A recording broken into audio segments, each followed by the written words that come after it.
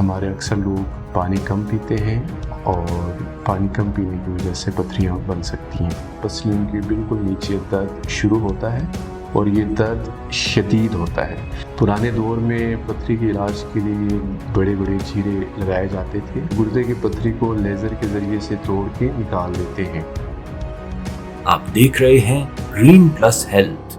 अस्सलाम वालेकुम, मेरा नाम डॉक्टर तथीर अब्बास है। मैं फेलो हूँ college of physician and surgeon Pakistan. Currently मैं as a consultant urologist Safari hospital में काम कर रहा हूँ। आज के इस वीडियो के बनाने का मकसद लोगों में आगाही देना है कि गुर्दे की पथरी क्यों बनती है, इसके क्या अलामात हो सकते हैं, इसके क्या इलाज मौजूद हैं और मुस्तकबिल में इसकी रोकथाम के लिए क्या हिफाजती इक़दाम कर सकते हैं। तो सबसे पहले मैं आपको बताता चलूँ कि पथरी बनने की क्या वजूहात हो सकती हैं। जैसा कि आप लोगों को पता है कि जो है ना बरसगीर का एरिया हॉट बेल्ट में आता है। यहाँ पे मौसम काफ़ी गर्म होता है जिसकी वजह से जिस्म में पानी का ज़िया ज़्यादा होता है और हमारे अक्सर लोग पानी कम पीते हैं और पानी कम पीने की वजह से पथरियाँ बन सकती हैं।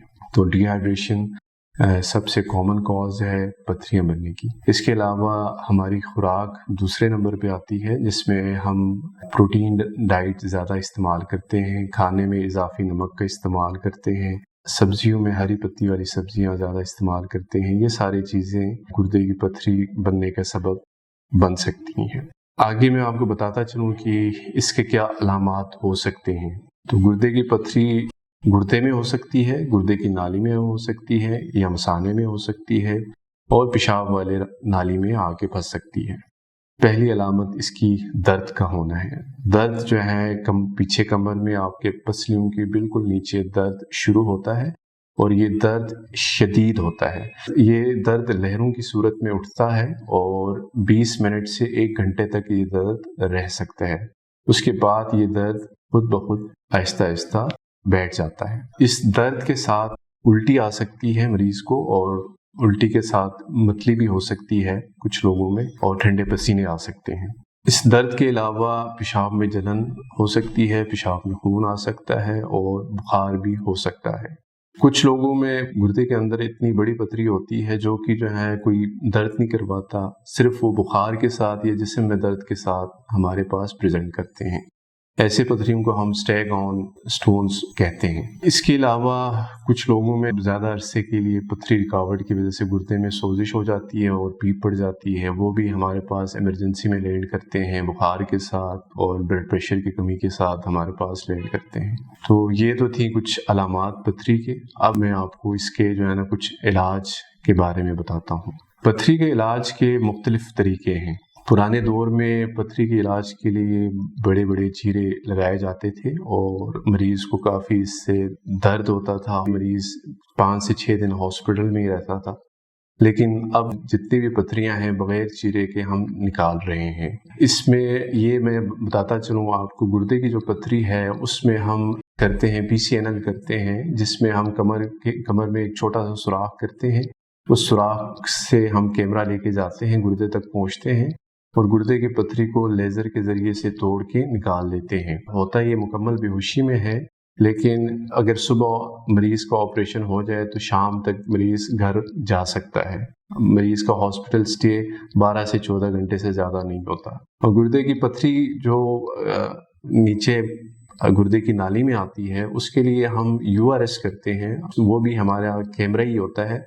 पेशाब कुदरती रास्ते से हम ये कैमरा लेके जाते हैं, वहाँ पत्थर तक पहुँचते हैं, पत्थर को दोबारा लेज़र से तोड़ते हैं। तोड़ने के बाद क्लियर करते हैं गुर्दे की नाली को और एक हिफाजती तार रखते हैं जो कि 2 हफ्ते के बाद हम उसको निकालते हैं। तो ये ऑपरेशन भी सुन करके करते हैं, बेहोशी में भी कर सकते हैं और ऑपरेशन के फ़ौरन बाद 4 से 6 घंटे बाद मरीज़ को घर भेजा जाता है।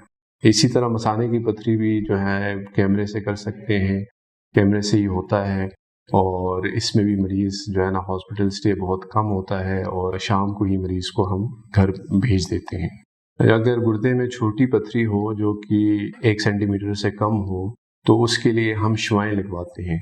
शुआएं लगवाने के फ़ायदा ये होता है कि मरीज़ को बेहोशी नहीं मिलती। एक मशीन होती है जिससे शुआएं निकलती हैं, उसके नीचे लेटना होता है मरीज़ को اور وہ اشوائیں لگتی ہیں اور پتھری ٹوٹ جاتی ہے اور قدرتی راستے سے جو ہے نا یہ نکلتی ہے۔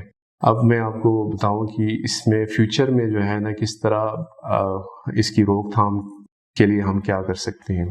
تو سب سے پہلے جو امپورٹنٹ چیز ہے اس میں پانی کا استعمال زیادہ سے زیادہ کرنا ہوتا ہے۔ دن میں کم از کم جو ہے گرمیوں میں خصوصاً 3 سے 3.5 لیٹر تک پانی اگر ہم پئیں اور تقریباً جو ہے 1.5 لیٹر سے 2 لیٹر تک اگر آپ کا پیشاب بنے تو ایسے لوگوں میں، ایسے مریضوں میں پتھری بننے کے چانسز بہت کم ہو جاتے ہیں۔ اس کے علاوہ کھانے میں اضافی نمک کا استعمال کم کریں، گوشت کا استعمال کم کریں، تلی ہوئی چیزیں کم کھائیں، اور کھانے میں جو ہری پتی والی سبزیاں ہیں اس کا استعمال کم کریں۔